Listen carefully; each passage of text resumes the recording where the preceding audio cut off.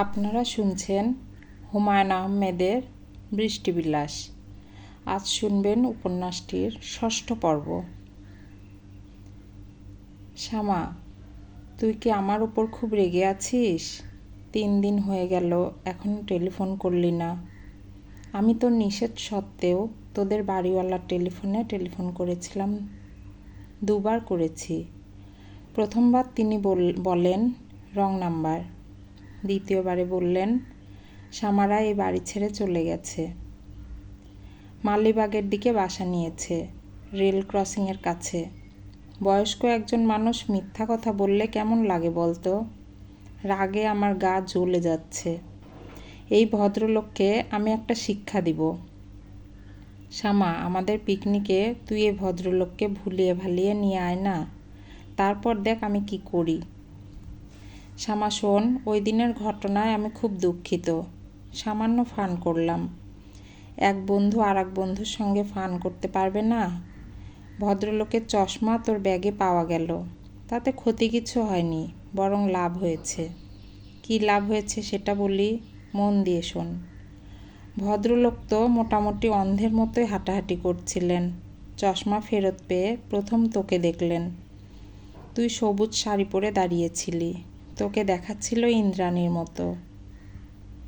যদিও ইন্দ্রাণী জিনিসটা কি আমি জানি না, প্রায় গল্পে বইয়েই ইন্দ্রাণীর মতো সুন্দর, কাজে ধরে নিচ্ছি ইন্দ্রাণী খুবই রূপবতী কেউ। ভদ্রলোক তোকে দেখে ধাক্কার মতো খেলেন। রবীন্দ্রনাথের ভাষায় বাজিল বুকে সুখের মতন ব্যথা। তুই রাগে দুঃখে কেঁদে ফেললি, তারপর চোখ মুছতে মুছতে চলে গেলি। তখন আমি হুক্কা বাবাজিকে আসল ঘটনা বললাম যে তুই চশমার ব্যাপারটা কিছুই জানিস না, আমি তোর ব্যাগে চশমা লুকিয়ে রেখেছিলাম। ঘটনা শুনে হুক্কা বাবাজি, যার আসল নাম আশফাকুর রহমান, খুবই মন খারাপ করলেন। তিনি ঠিক করেছেন তোদের বাসায় গিয়ে তোর কাছে ক্ষমা প্রার্থনা করবেন।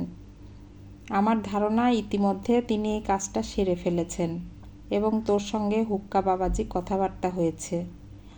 আমার এই ধারণার পেছনে কারণ আছে। হুক্কা বাবাজির মা আজ সকালেই আমাকে টেলিফোন করে তোর সম্পর্কে খোঁজখবর করছিলেন। জানতে চাচ্ছিলেন তুই মেয়ে কেমন, তোর কারো সঙ্গে অ্যাফেয়ার আছে কি না। কাজে বুঝতেই পারছিস ঘটনা অনেক দূর গড়িয়েছে। এখন শুধু গড়াতেই থাকবে। হুক্কা বাবাজিকে যদি বড়শিতে গেঁথে তুলতে পারিস তাহলে বিরাট কাজ হবে। ওদের গুলশানের 3 তলা বাড়ির ছাদে সুইমিং পুল আছে। আমি দেখিনি, মীরার কাছে শুনেছি। পয়সাওয়ালা স্বামী হলেও সোনার চামচ।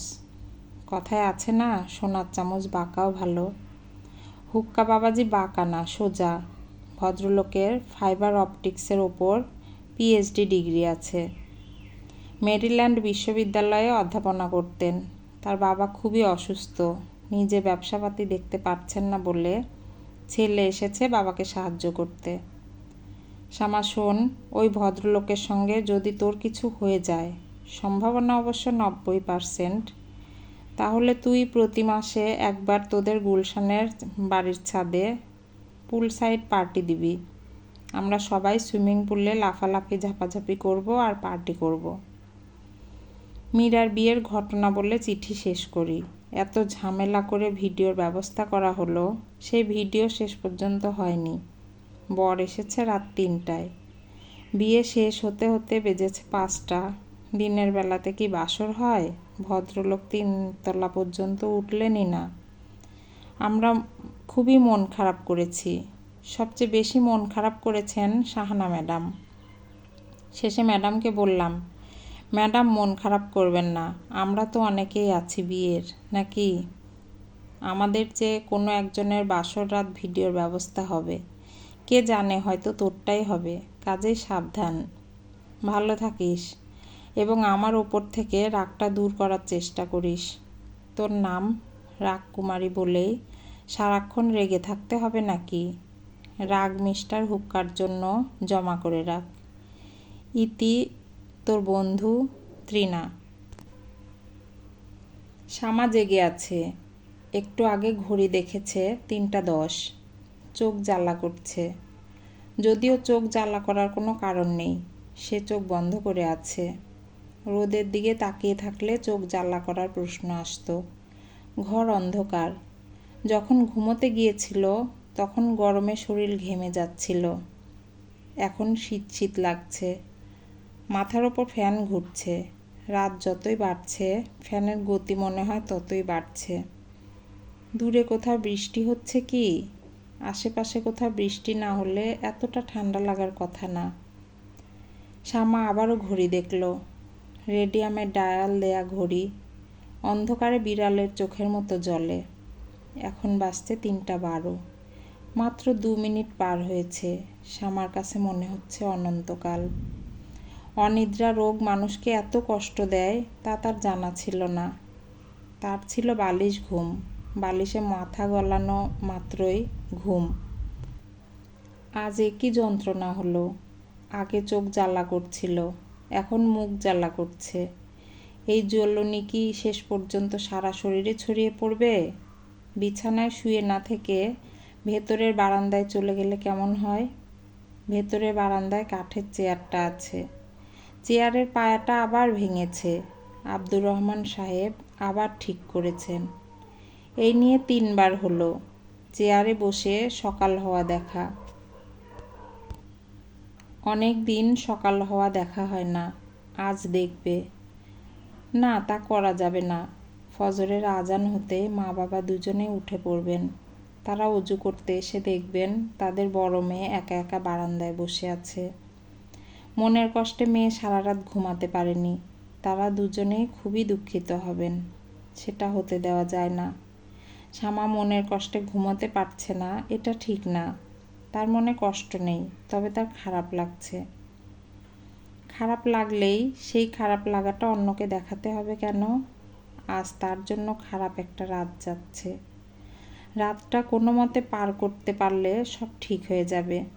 একজন লোকের সঙ্গে তার বিয়ে ঠিক হয়েছিল। যে কোনো কারণে বিয়েটা ভেঙে গেছে। এটা এমন কোনো বড় ঘটনা না। এই লোকের সঙ্গে বিয়ে হলে তার এক ধরনের ছেলে মেয়ে হতো, অন্য আরেকজনের সঙ্গে বিয়ে হলে অন্য ধরনের ছেলে মেয়ে হবে। ব্যাস, এই তো, এর বেশি আর কি। 3:20 বাজে। এই শেষবার ঘড়ি দেখা। শ্যামা ঠিক করে ফেলল সকালে সূর্য ওঠার সঙ্গে সঙ্গে আতাউর নামের মানুষটার ব্যাপারে সে কিছু ভাববে না। আংটিটা ফেরত পাঠাতে হবে। ভাগ্যিস সে আংটি আঙুলে আর পরেনি। আতাউরের সঙ্গে শেষবার কি শ্যামা কথা বলবে? হ্যাঁ, বলবে। শ্যামা হিসাবে বলবে না, এশা হয়ে বলবে। এই একটা ভালো সুবিধা হয়েছে। এশা সেজে সে অনেক কিছু বলতে পারছে। যাকে বলা হচ্ছে সে কিছুই বুঝতে পারছে না। শ্যামা ভেবেছিল বাসর রাতে পুরো ঘটনাটা আতাউরকে হাসতে হাসতে বলবে এবং মানুষটার হতভম্ব মুখ দেখবে। মানুষটা নিশ্চয় খুব লজ্জা পাবে। বিড়বিড় করে বলবে, তুমি এমন মেয়ে, আশ্চর্য। তখন শ্যামা হঠাৎ শুরু করবে একটা ভূতের গল্প। সে খুব ভালো ভূতের গল্প বলতে পারে। তার নানিজানদের বাড়ির পেছনের জঙ্গলে 12-13 বছর বয়সী একটা মেয়ের ডেড বডি পাওয়া গিয়েছিল। মেয়েটা কে, কোথা থেকে এখানে এসেছে কেউ কিচ্ছু জানে না। ফুটফুটে চেহারা, মাথা ভর্তি চুল, ঠোঁটের কোনায় হাসির রেখা। পুলিশ এলো, তদন্ত হলো, কিছুই বের হলো না। মেয়েটার কবর হলো গ্রামের মসজিদের পেছনে গোরস্থানে। তারপর শুরু হলো যন্ত্রণা। গভীর রাতে মেয়েটার কান্না শোনা যায়।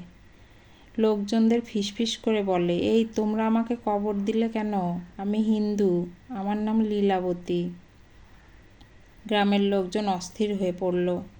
শেষে সবাই মিলে সালিশ করে ঠিক করলো কবর খুঁড়ে মেয়েটার ডেড বডি বের করে শ্মশানে নিয়ে পোড়ানো হবে। কবর খোঁড়া হলো। দেখা গেল কবরে কিছুই নেই, কাফনের কাপড়টা শুধু পড়ে আছে। ভূতের গল্প শেষ করে শ্যামা ভয় কাটানোর জন্য একটা মজার গল্প বলবে। যে গল্প বলবে সেটাও ঠিক করা।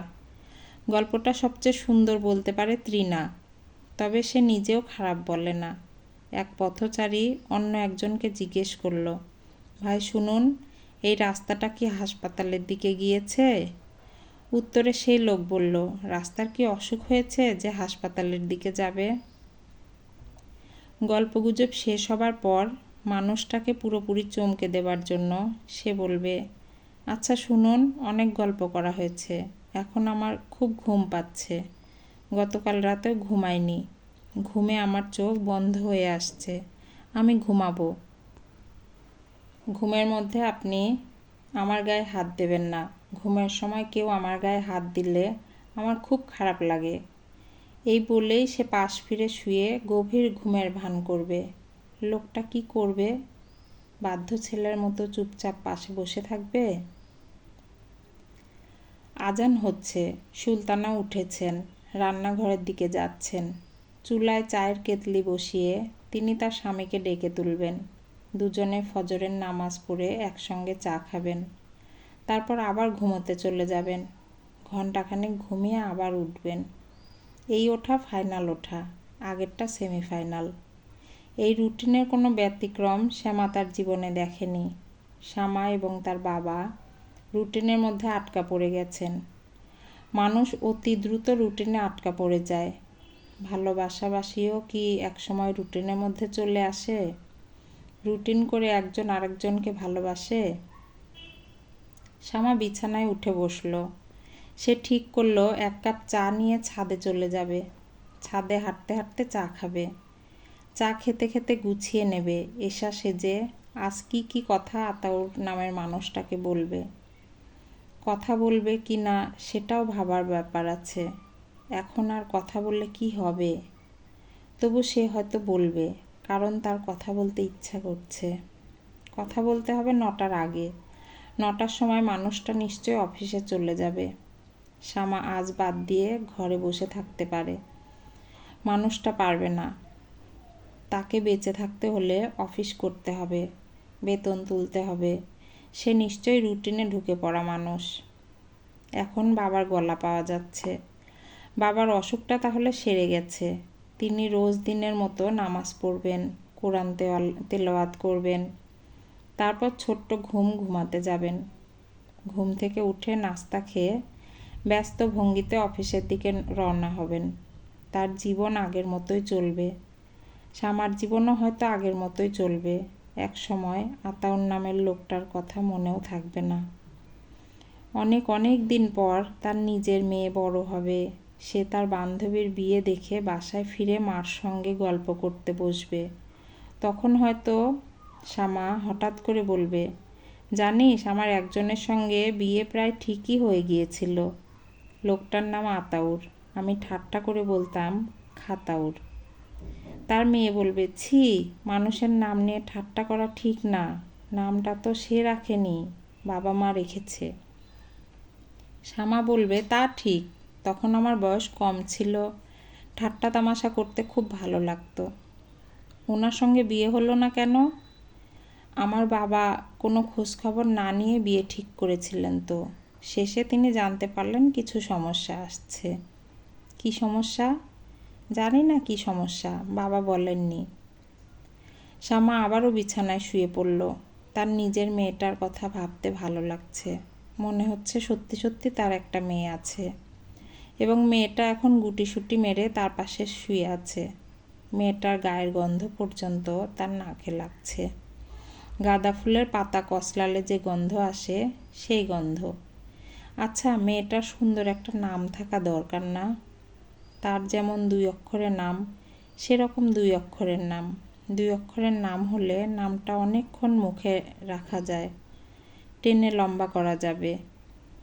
তার নামটা যেমন শ্যামা, আটা অনেকক্ষণ মুখে রাখা যায়, ইচ্ছা মতো টেনে লম্বা করা যায়। আচ্ছা, মেয়েটার নাম আশা হলে কেমন হয়?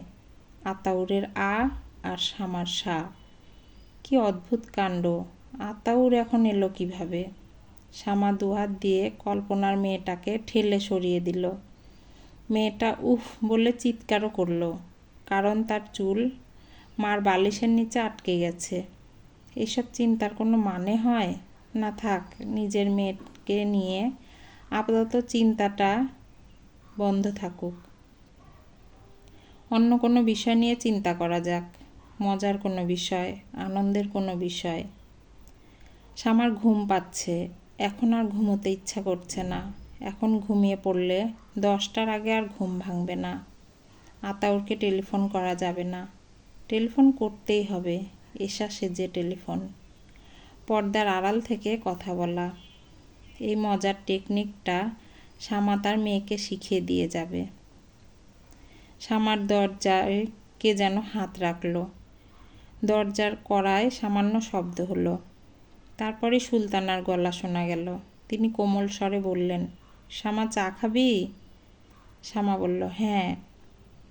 আয়, তোর বাবার সঙ্গে বসে চা খা, তোর বাবা তোকে ডাকছে। শামা দরজা খুলে বের হলো। মার দিকে তাকিয়ে বলল, আমি যে জেগে আছি তুমি জানতে? সুলতানা বললেন, হ্যাঁ। কিভাবে জানতে? আমার দরজা ভেতর থেকে বন্ধ, আমি কোনো সাড়া শব্দও করিনি।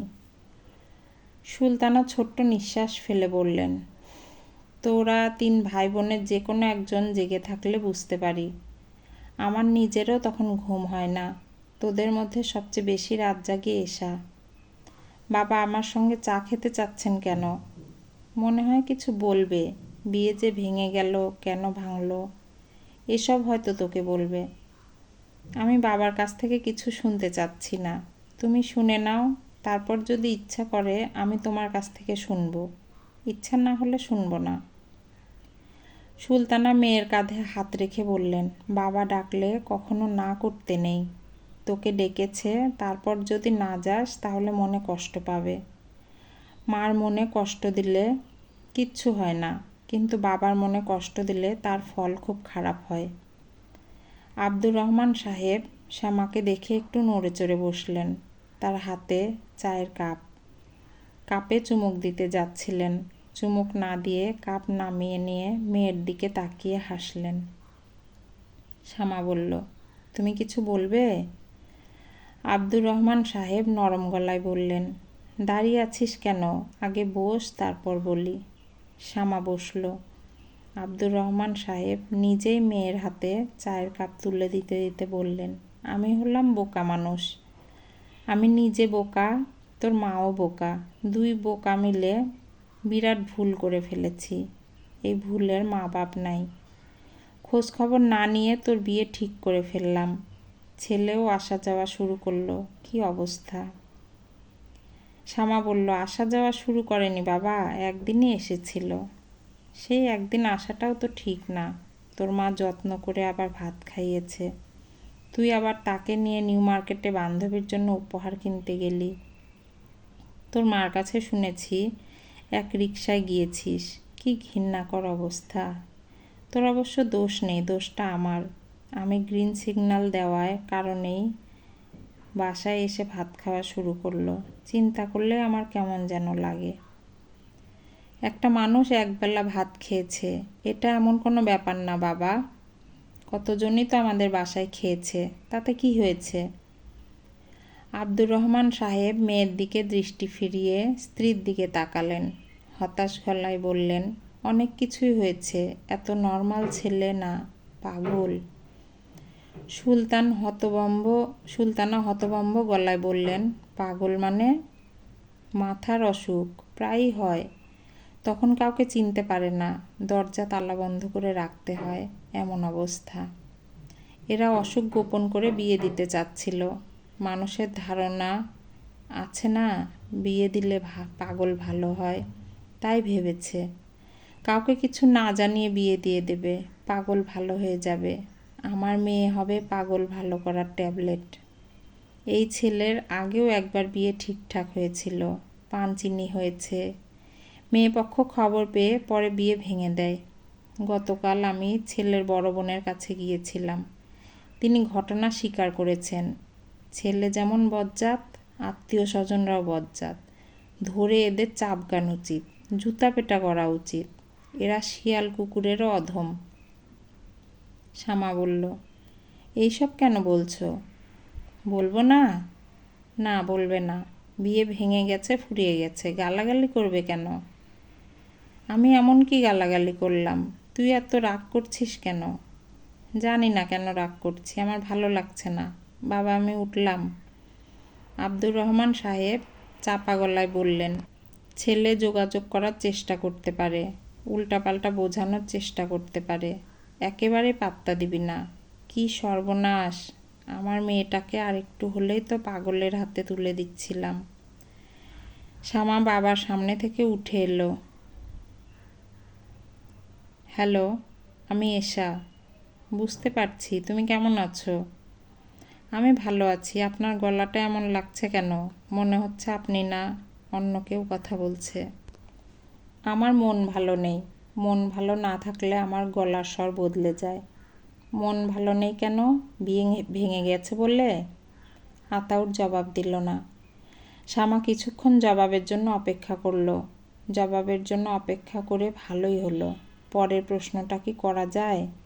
ভাবার সময় পাওয়া যাচ্ছে। কঠিন কঠিন কিছু প্রশ্ন করা উচিত। কঠিন প্রশ্নগুলো মাথায় আসছে না, বরং উল্টোটা হচ্ছে। শ্যামার গলা ভার ভার হয়ে আসছে।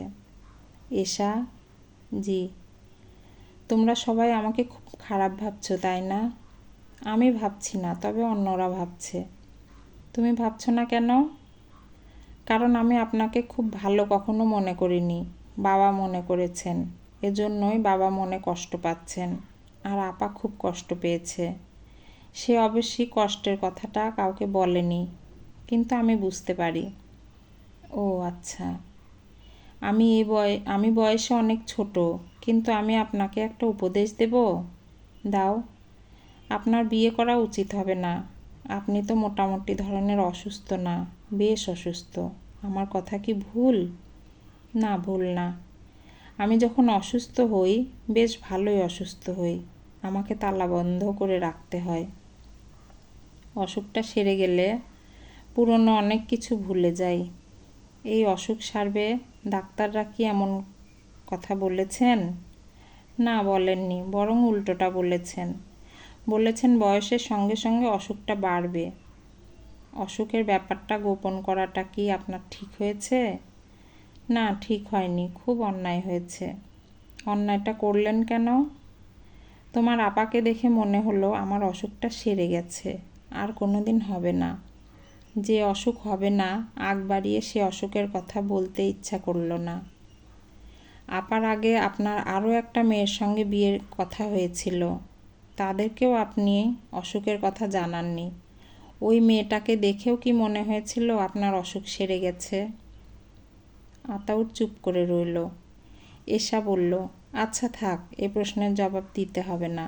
আপনি কিছু বলতে চাইলে বলুন, আমি টেলিফোন রেখে দেব। আমি তোমার আপার সঙ্গে একটু কথা বলতে চাই। তুমি কি ব্যবস্থা করে দেবে? তাকে দুই একটা কথা বলতে চাই। কি কথা? এটা তোমার আপাকে বলবো, তোমাকে না। আপার সঙ্গে কথা বলার সুযোগ পাবেন না, কারণ আপা আপনার সঙ্গে কখনো কথা বলবে না মনে হয়। তাছাড়া আপার অন্য জায়গায় বিয়ের কথাবার্তা হচ্ছে। ছেলের নাম আশফাকুর রহমান। ছেলে মেরিল্যান্ড ইউনিভার্সিটির টিচার। মনে হচ্ছে বিয়েটা হয়ে যাবে। এই অবস্থায় কি আপার উচিত আপনার সঙ্গে যোগাযোগ রাখা? উচিত না। আমি আজ রাখি, আপনি ভালো হয়ে যান। এর বেশি আর কি বলবো? সেটা সম্ভব না, আমি খুবই অসুস্থ। শোনো এশা, তোমার সঙ্গে সরাসরি আমার কখনো কথা হয়নি, শুধু টেলিফোনে কথা হয়েছে। শুধুমাত্র তোমার কথা শুনে আমি তোমাকে যে কি পরিমাণ পছন্দ করেছি সেটা একমাত্র আমিই জানি। তোমাকে আমার মনে হয় খুব কাছের একজন। এখনও কি মনে হচ্ছে? হ্যাঁ, এখনও মনে হচ্ছে। বড় আপার বিয়েতে আপনাকে দাওয়াত দিলে আপনি কি আসবেন? হ্যাঁ, আসবো। আপনার লজ্জা করবে না? করবে, তারপরেও আসবো। তোমার আপার কাছে শুনেছি তুমি একটা ছেলেকে খুব পছন্দ করো। তোমরা খুব শিগগিরই নাকি বিয়ে করবে। তোমার বিয়েতেও আমি আসবো, দাওয়াত না করলেও আসবো। শ্যামা টেলিফোন নামিয়ে রাখল। সে অবাক হয়ে লক্ষ্য করল তার চোখ দিয়ে পানি পড়ছে। নিজের ওপরই তার রাগ লাগছে। এর কোনো মানে হয়? কেন তার চোখ দিয়ে পানি পড়বে?